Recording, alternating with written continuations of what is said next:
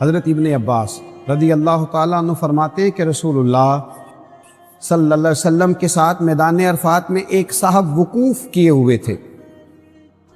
وقوف کا مطلب ٹھہرے ہوئے تھے، میدان عرفات میں وقوف ہوتا ہے۔ وقوف کیے ہوئے تھے، اچانک اپنی سواری سے گرے اور اس کے کچلنے کے سبب انتقال کر گئے۔ ایک روایت میں یوں بھی ہے کہ وہ آ رہے تھے اور اچانک گرے گردن کے بل تو انتقال کر گئے، اور ایک حدیث میں یوں ہے بخاری مسلم میں کہ وہ سواری سے گرے، پھر سواری ان کے اوپر سے گزری، کچل دیا اس نے، ان کا انتقال ہو گیا۔ رسول اللہ صلی اللہ علیہ وسلم نے فرمایا انہیں پانی اور بیری کے پتوں سے غسل دو اور 2 کپڑوں میں کفن دو، اور ان کے سر کو نہ ڈانپنا۔ سر کو نہ ڈانپ، کیوں بھلا؟ احرام کی حالت میں سر ڈانپنا منع۔ ان کے سر کو نہ ڈانپنا، اور فرمایا خوشبو بھی نہ لگانا۔ کیوں؟ محدثین لکھتے ہیں حالت احرام میں خوشبو لگانا بھی، سر کو نہ ڈانپنا، خوشبو نہ لگانا۔ اور حضور صلی اللہ علیہ وسلم نے فرمایا بے شک یہ قیامت کے دن جب اٹھیں گے تو لبیک لبیک کہتے ہوئے اٹھیں گے۔ ان کی زبان پہ جاری ہوگا لبیک اللہم لبیک لبیک لا شریک لک لبیک ان الحمد والنعمت لک والملک لا شریک لک لبیک۔ اور فضائل کو اس لیے بھی بیان کیا جاتا ہے کہ وہ لوگ جو اللہ تبارک و تعالیٰ کے گھر کا قصد اور ارادہ رکھتے ہیں اور جو اس جانب سفر کر رہے ہیں، ان کے دلوں میں یہ بات پیدا ہو کہ وہ کتنے عظیم کام کے لیے جا رہے ہیں، اور انہیں یہ احساس پیدا ہو کہ اللہ تبارک و تعالیٰ نے انہیں کتنی بڑی نعمت سے سرفراز فرمایا ہے۔ حج اسلامی عبادات کے اندر ایک بہت بڑی عبادت ہے۔ قرآن مجید فرقان حمید سورۃ البقرہ کے اندر اللہ کریم نے فرمایا وَأَتِمُّ الْحَجَّ وَالْعُمْرَةَ لِلَّهِ، فرمایا پورا کرو حج اور عمرہ اللہ کے لیے، اللہ کی رضا کے لیے حج اور عمرے کو پورا کرو۔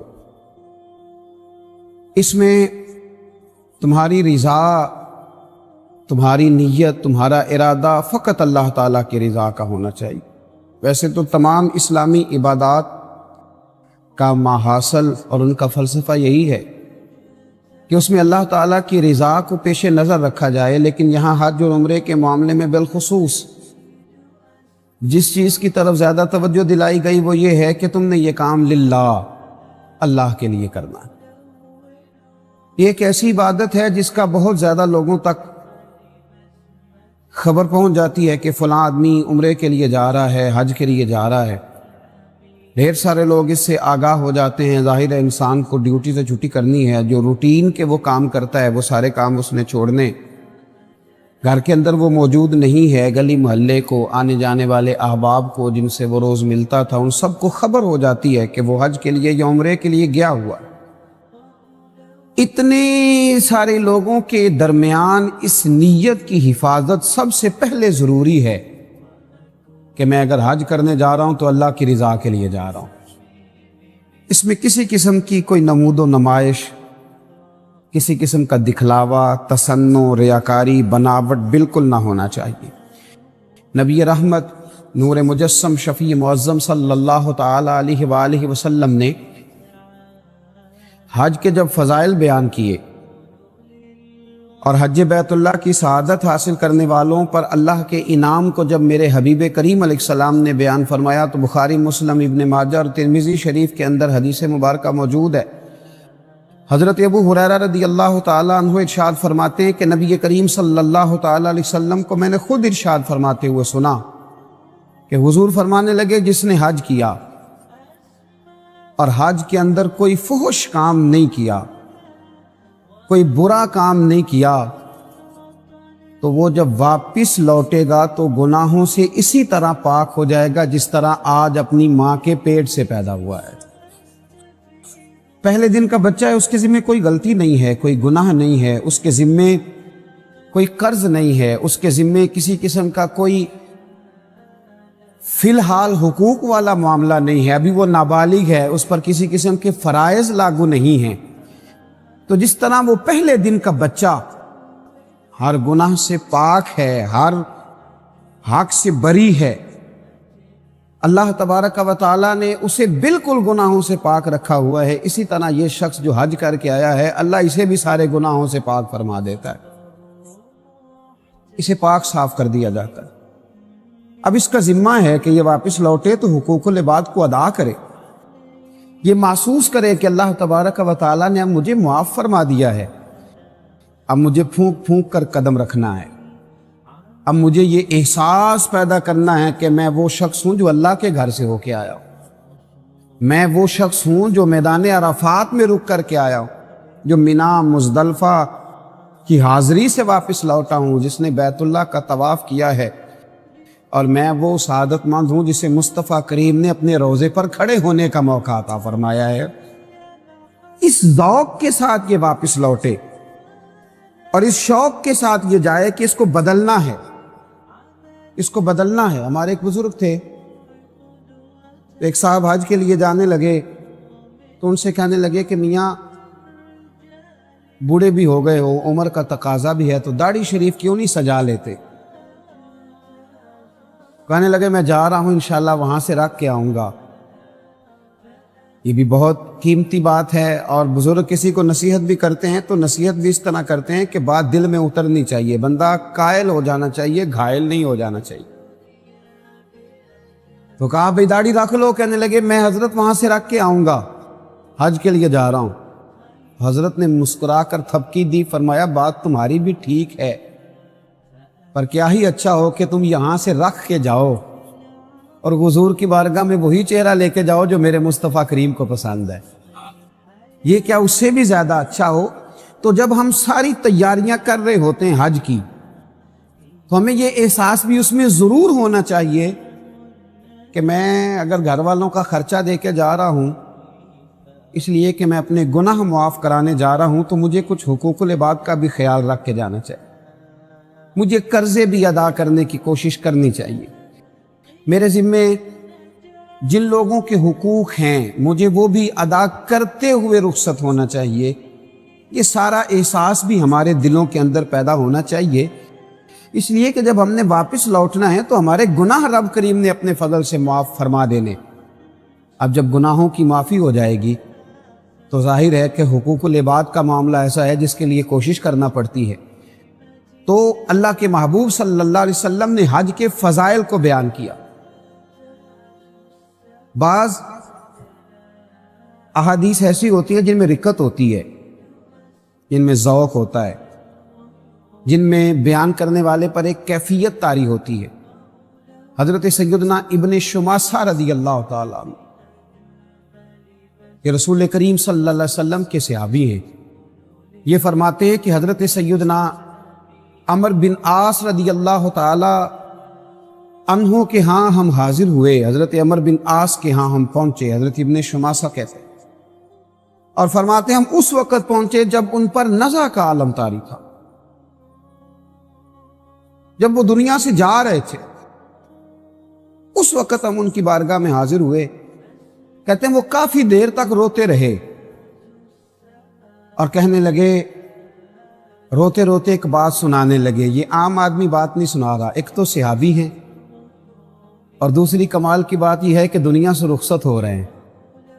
حضرت ابوبکر صدیق رضی اللہ تعالیٰ عنہ فرمایا کرتے تھے کہ یہ ایسا وقت ہوتا ہے دنیا سے جاتے ہوئے کہ بہت بڑا جھوٹا بھی سچ بولنا شروع کر دیتا ہے، دنیا سے جانے لگتا ہے تو بہت بڑا جھوٹا بھی سچ بولتا ہے۔ حضرت عمر بن عاص رضی اللہ تعالیٰ عنہ رونے لگے، اور جناب نے ابن شماسہ رضی اللہ تعالیٰ عنہ فرماتے ہیں وہ کہنے لگے کہ میری تیمارداری کرنے آنے والوں تمہیں ایک بات نہ سناؤں؟ ہم نے کہا محبوب کریم علیہ السلام کے غلام سنائیے۔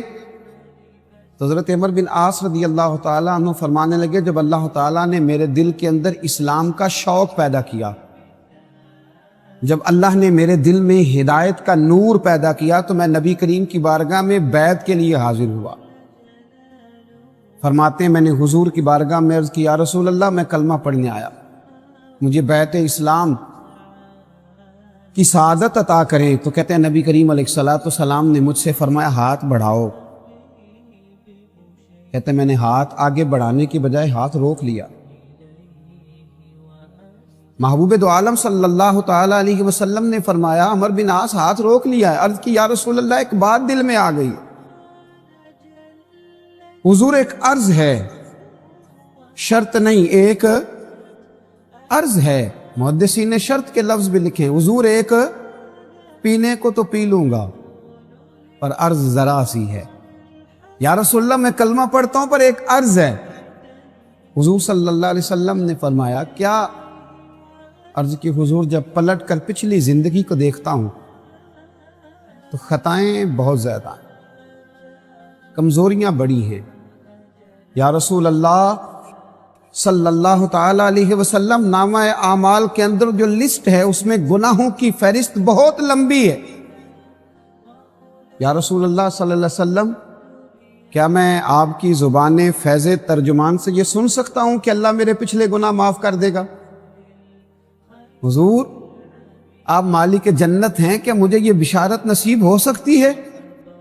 تو حضرت عمر بن عاص رضی اللہ تعالیٰ عنہ فرمانے لگے میرے محبوب کریم علیہ السلام نے مجھ سے فرمایا کہ اے عمر تمہیں پتہ نہیں، کیا تمہیں خبر نہیں کہ جب کوئی آدمی کلمہ پڑھ لیتا ہے تو اللہ اس کے پچھلے سارے گناہ معاف کر دیتا ہے؟ اور کیا تمہیں خبر نہیں کہ جب کوئی آدمی دین کے لیے ہجرت کرتا ہے تو اللہ اس کے پچھلے سارے گناہ معاف کرتا ہے؟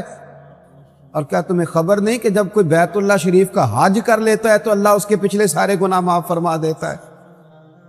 تو حضرت عمر بن عاص رضی اللہ تعالیٰ عنہ اس فضیلت کو،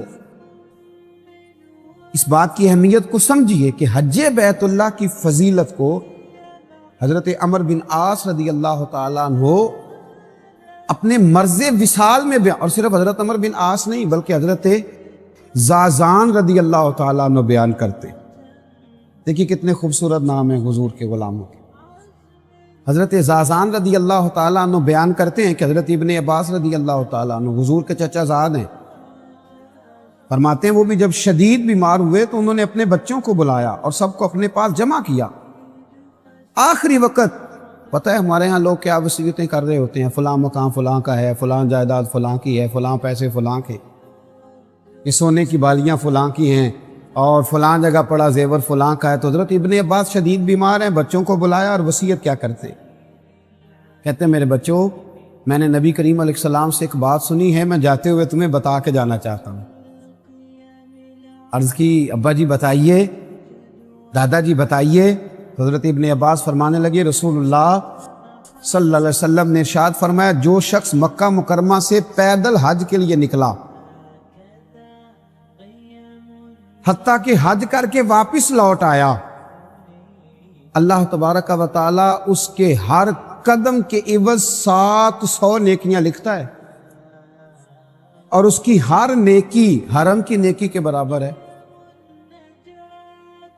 تو بچوں نے فوراً عرض کیا کہ ابا جی وہ حرم کی نیکی بھی بتا دیں کتنی ہوتی ہے۔ عرض کی ارشاد فرمایا کہ جب تم میں سے کوئی مکہ مکرمہ کا رہنے والا مکہ سے نکلا، اور یہاں محدثین نے یہ بھی لکھا ہے کہ جب ہم جا کے وہاں قیام کر لیتے ہیں اور پھر مکے سے پیدل اگر جاتے ہیں تو یہ ساری فضیلت ان لوگوں کو بھی حاصل ہوگی۔ حضرت ابن عباس فرمانے لگے مکے کا کوئی رہنے والا اگر مکہ مکرمہ سے نکلا اور پیدل حج کے لیے وہ پہنچا تو حج کر کے واپس لوٹ آنے تک ہر قدم پر اللہ 700 نیکیاں عطا کرے گا، اور اے میرے بچوں یہ ہر نیکی حرم کی نیکی کے برابر ہوگی۔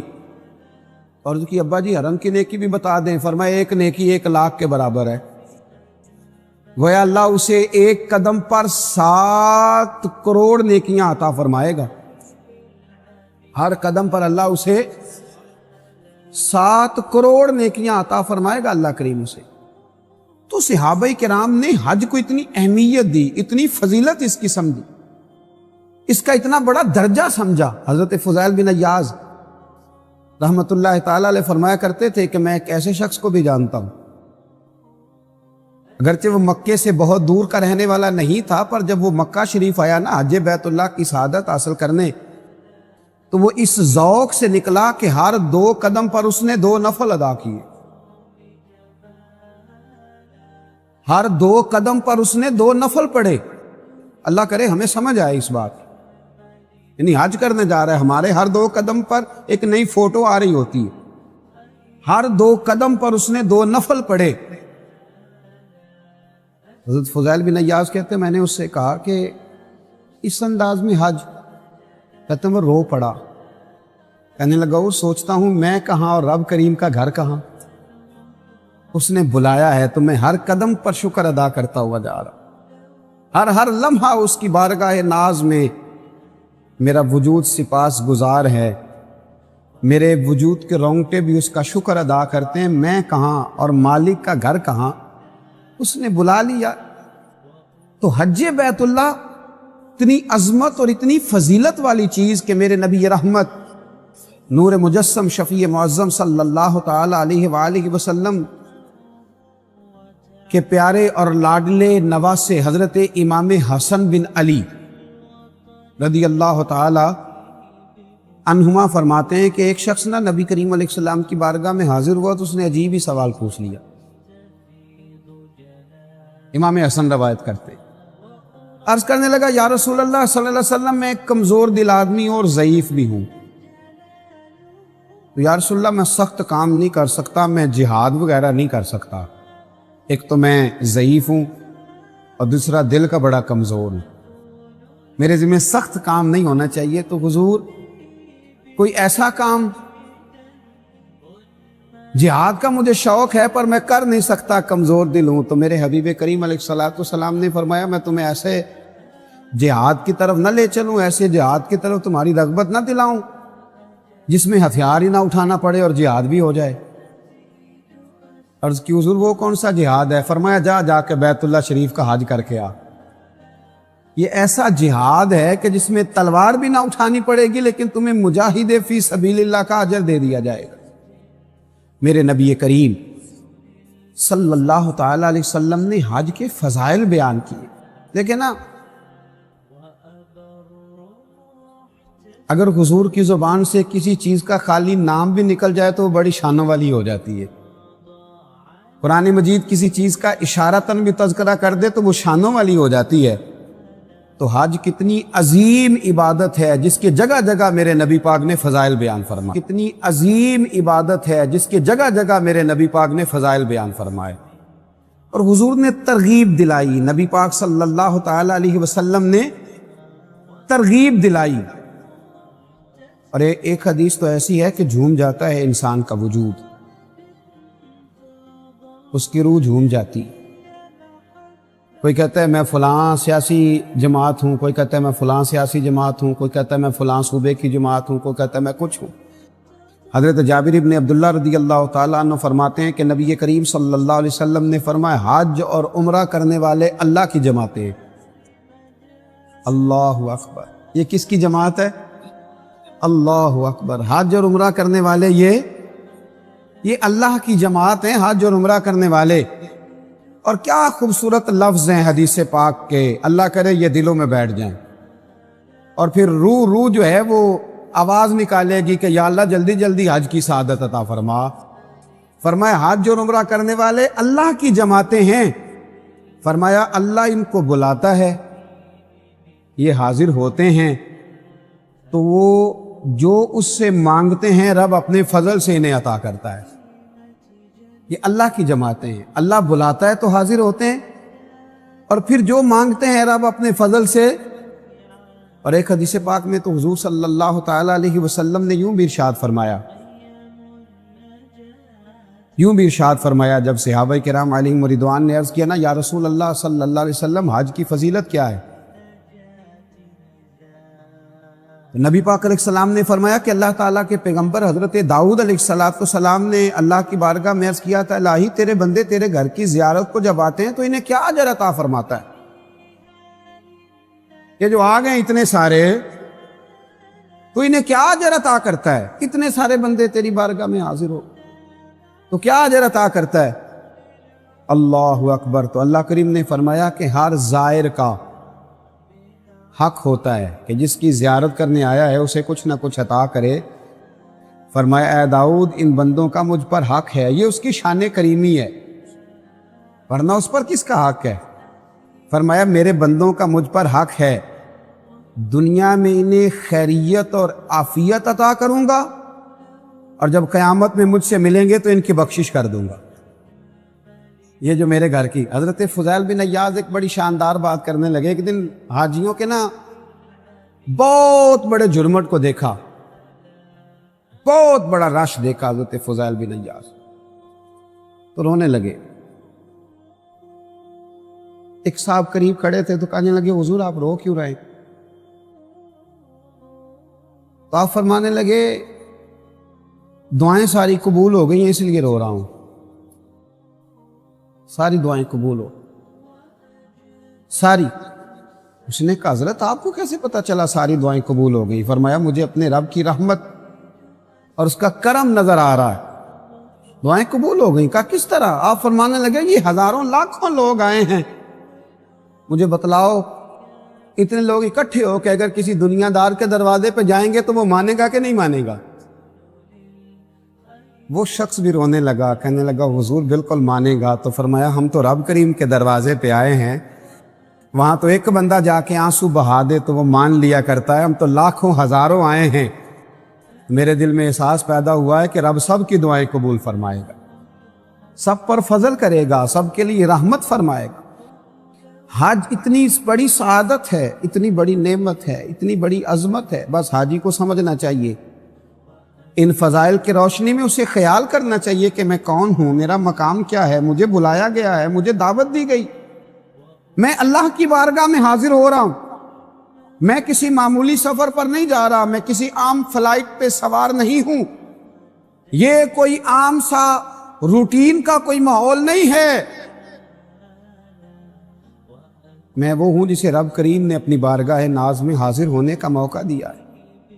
میں اس کے گھر کا دیدار کروں گا، میں اس کے گھر کی زیارت کروں گا، میں حجر اسود کے بوسے لوں گا، میں آب زمزم کے جام پیوں گا، میں جب عرفات میں جاؤں گا تو رب کریم سارے گناہوں کو معاف فرمائے گا، میں اس کی بارگاہ ناز میں حاضر ہونے کے لیے جا رہا ہوں۔ میرے نبی کریم رؤوف الرحیم سید عالم صلی اللہ علیہ وسلم نے فرمایا اللہ حاجی کی بھی مغفرت فرماتا ہے، اور حاجی جس کے لیے دعا کرتا ہے اللہ اس کی بھی بخشش فرماتا ہے۔ اب دیکھیے نا، میدان عرفات میں جو سب سے زیادہ کرنے والا کام ہے وہ دعائیں کرنے والا ہے۔ میدان عرفات کی کوئی لمبی چوڑی عبادت نہیں ہے، 2 رکعتوں کی نماز ظہر ہے، 2 رکعتوں کی نماز عصر ہے، وہاں کرنا کیا؟ دعا، کھل کے دعا، کھل کے۔ حضرت ابراہیم ابن ادم کو لوگوں نے دیکھا کہ اتنی دعائیں مانگتے اور ایک دعا جب ایک دفعہ مانگ لیتے تو دوبارہ اس کو دہراتے ہی نہیں۔ میدان عرفات میں مانگتے جا رہے ہیں ایسے جیسے سامنے لسٹ کھلی ہوئی ہے۔ ایک صاحب نے عرض کی حضور آپ کا میدان عرفات میں نے عجیب ہی منظر دیکھا ہے کہ آپ دعائیں مانگتے جا رہے ہیں اور جو لفظ ایک دفعہ ادا کرتے ہیں دوبارہ ادا نہیں فرماتے، نہیں دعا مانگتے ہیں۔ تو آپ فرمانے لگے دامان کرم بھی تو کھلا ہوا ہے نا، اس کی رحمت کے دروازے بھی تو کھلے ہوئے ہیں نا، یہاں دعا مانگنے آیا ہوں۔ میرے رسول کائنات صلی اللہ علیہ وسلم نے فرمایا اللہ حاجی کی بھی بخشش کرتا ہے، اور حاجی جس کے لیے دعا کر دے اللہ اس کی بھی بخشش فرماتا ہے۔ تو حاجی کی توجہ رہنی چاہیے دعاؤں پر، التجاؤں پر، مانگنے پر۔ وہ دروازہ کرم تک پہنچ گیا، رب کریم تو ہر جگہ ہی عطا کرتا ہے، لیکن وہاں تو خدا کی رحمتیں چھما چھم برس رہی ہیں۔ خدا را حاجی کسی اور جگہ مصروف نہ ہو جائے، کبھی بھی اپنی توجہ کو بٹنے نہ دے، کبھی بھی دائیں بائیں اس کا ذہن نہ گھومے، پورے انہماک سے، پورے ذوق سے، پورے شوق سے، پوری توجہ سے، پورے پیار سے لگا رہے، رب کریم سے مانگے، دعائیں کرے، التجائیں کرے، اس کی بارگاہ ناز میں حاضر ہے۔ میرے رسول کریم رؤوف الرحیم سید عالم صلی اللہ تعالی علیہ وسلم نے فرمایا، الترغیب و ترہیب میں موجود ہے، فرمایا حاجی اپنے اہل خانہ میں سے 400 افراد کی سفارش کرے گا قیامت کے دن، 400 افراد کی سفارش کرے گا، 400 افراد کی. اصل میں بات بہت بڑی کر دی ہے میں نے. 4 آدمی کو بندہ نوکری لگوا دے تو اس کا چرچا ہو جاتا ہے. جب 4 لوگوں کو حفظ کرا دیا جائے یا 4 بچوں کو عالم بنا دیا جائے تو اس کے پوسٹر چھپتے ہیں اور جگہ جگہ لگتے ہیں. یہ کوئی عام فرمان نہیں، یہ مصطفیٰ کریم علیہ السلام کا فرمان ہے. آپ معمولی بات سمجھتے ہیں، اور آپ جب الجھے ہوئے ہوں، جب آپ پریشان ہوں، جب آپ تکلیف میں ہوں، جب آپ آزمائش میں ہوں، اس وقت جو تسلی کا بول دے اسے بھی پیار ہو جاتا ہے. میدان محشر سے بڑی بھی کوئی آزمائش ہوگی، قیامت کی سختیوں سے بڑا بھی کوئی منظر ہوگا جہاں قرآن کہتا ہے کہ ماں بیٹے کو، باپ بیٹے کو، قرآن و سنت بتاتا ہے بھول جائیں گے لوگ ایک دوسرے کو. اس مقام پر حاجی اپنے آپ کو معمولی نہ جاننا، خبردار کہیں اور نہ کھو جانا، خبردار تیری تصویریں اور تیرا دنیا کو بتلانا اور تیرا ریاکاری اور تصنع کہیں تیرا ذوق نہ ضائع کر دے. سمجھ اس بات کو. مدینے کے چاند نے فرمایا ہے، آمنہ کے پیارے لال نے ارشاد فرمایا ہے، حضور علیہ السلام نے فرمایا لوگو تمہارا وہ مقام ہے کہ اپنے اہل خانہ میں سے، اور میں تو کہتا ہوں اللہ کی رحمت سے بعید نہیں ہے، دوست احباب میں سے بھی اس کا کرم ہے، اس کی رحمت ہے. فرمایا 400 افراد ایسے ہوں گے جو حاجی کی سفارش سے اللہ انہیں جنت عطا کر دے گا. 400 لوگ ایک حاجی کے کہنے پر اللہ کریم انہیں جنت دے گا اور وہ جنت کے اندر داخل ہو جائیں گے. میرے رسول کریم صلی اللہ تعالی علیہ وآلہ وسلم نے حج کے فضائل، پھر آپ دیکھیے لوگوں نے کس طرح حج کی. حضرت آدم علیہ السلام نے 1000 حج فرمایا. حضرت فضیل بن عیاض نے 60 حج فرمائے. بعض جگہ میں نے پڑھا کہ بعض صحابہ ایسے ہیں جنہوں نے 40 حج فرمائے. امام حسن اور امام حسین نے، امام حسین الحسن والحسین سید الشباب اہل الجنہ، خالی جنتی نہیں، جو جنتیوں کے سپہ سالار ہیں، اور میں کہا کرتا ہوں جو جنت کے مالک اور وارث ہیں. امام حسن اور امام حسین نے مدینہ طیبہ سے پیدل جا کے مکہ مکرمہ، دونوں بھائیوں نے 25 حج ادا فرمائے. پیدل جا کے، سواریاں موجود تھیں، گھوڑے موجود تھے، اونٹ موجود تھے، پر امام حسن بھی پیدل جاتے تھے، امام حسین بھی. اصل میں نا ایک ذوق ہوتا ہے انسان کا، وہاں تو اب یہ منظر ہے کہ بس کا اے سی خراب ہو جائے تو حاجی جھگڑا کرتا. وہاں تو وہ کہتا ہے کہ یہ جہاز کی سیٹ تنگ ہے، تھوڑی کھلی ہوتی تو میں ذرا سا کھل کے بیٹھتا، میں ذرا ذوق شوق سے بیٹھتا. اور حال کیا ہے؟ امام حسن اور امام حسین جن کو ذوق کا پتہ تھا، جن کو درد کا پتہ تھا، دونوں بھائیوں نے مدینہ طیبہ سے مکہ مکرمہ جا کے 25 حج کی اور پیدل فرمائے. ایک سال امام حسن کی طبیعت مبارک کچھ علیل تھی تو امام حسین عرض کرنے لگے بھائی جان اس سال سواری پہ نہ چلے جائیں. میں نے کہا صرف جنتی نہیں، جنتیوں کے سردار، لیکن عاجزی کا کیا حال ہے اور حج کی اہمیت کیا بتاتے ہیں، انکساری کا کیا عالم ہے. امام حسن فرمانے لگے حسین میرے بھائی، جب مجرم عدالتوں میں جاتے ہیں تو سواریوں میں سوار ہو کے اعزاز کے ساتھ نہیں جاتے، انکساری کے ساتھ جاتے ہیں. میں مالک کی بارگاہ میں حاضر ہو رہا ہوں تو عاجزی کے ساتھ جانا چاہتا ہوں، انکساری کے ساتھ جانا چاہتا ہوں. میرے نبی کریم علیہ السلام نے فرمایا، یہ بھی ترغیب و ترہیب میں موجود ہے. حضور نے فرمایا جب لاکھوں لاکھ حاجی میدان عرفات میں جمع ہوتے ہیں، کروڑوں پتی بھی ہوتے ہیں، بادشاہ بھی ہوتے ہیں، مالدار بھی ہوتے ہیں، عالم بھی ہوتے ہیں، صوفی بھی ہوتے ہیں، درویش بھی ہوتے ہیں، محدث بھی، محقق بھی، مفسر بھی. فرمایا جب میدان عرفات میں جمع ہوتے ہیں تو ظاہر ہے احرام باندھے ہوئے ہیں، سفر کر کے آئے ہیں، گرد بھی پڑ جاتی ہے۔ رب کریم عرفات کے روز فرشتوں سے پوچھتا ہے، بتاؤ بھلا یہ میرے بندے کیا لینے آئے؟ تم نے تو کہا تھا نا اتجعل فیہا من یفسد فیہا، کیا تو اسے بنائے گا جو زمین میں فساد کرے گا؟ گویا کیا لینے آئے ہیں؟ مالدار بھی ہیں، صاحب علم و فضل بھی ہیں، اور گھر میں آرام دہ بستر موجود تھا، کیا لینے آئے؟ فرشتے عرض کرتے ہیں مالک یہ تجھے راضی کرنے آئے۔ ان کی داڑھیوں پہ گرد پڑ گئی، ان کے وجود تھکاوٹ سے چور ہو گئے، اپنی مرضی کا کھانا نہ کھا سکے، اپنی طبیعت کے مطابق سو نہ سکے، پر تجھے راضی کرنے آئے ہیں۔ رب کریم فرماتا پھر گواہ ہو جاؤ میں نے ان سب کی بخشش کر دی ہے، میں نے ان کے گناہوں کو معاف کر دیا، میں نے انہیں معاف کر دیا ہے اس لیے کہ یہ میری خاطر آئے، اس لیے کہ یہ مجھے راضی کرنے کے لیے آئے ہیں۔ میرے رسول کریم صلی اللہ تعالی علیہ وسلم نے حج اور عمرے کے فضائل کے حوالے سے ہر پہلو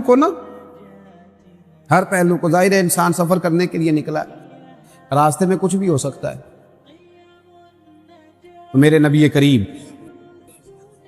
علیہ السلام نے وہاں بھی وضاحت بیان کی، حضور نے وہاں بھی ہمیں ارشاد فرمایا۔ نبی کریم علیہ السلام فرمانے لگے، حضرت ابو ہریرہ فرماتے ہیں کہ حضور فرمانے لگے جو شخص حج کے ارادے سے چلا پھر راستے میں فوت ہو گیا،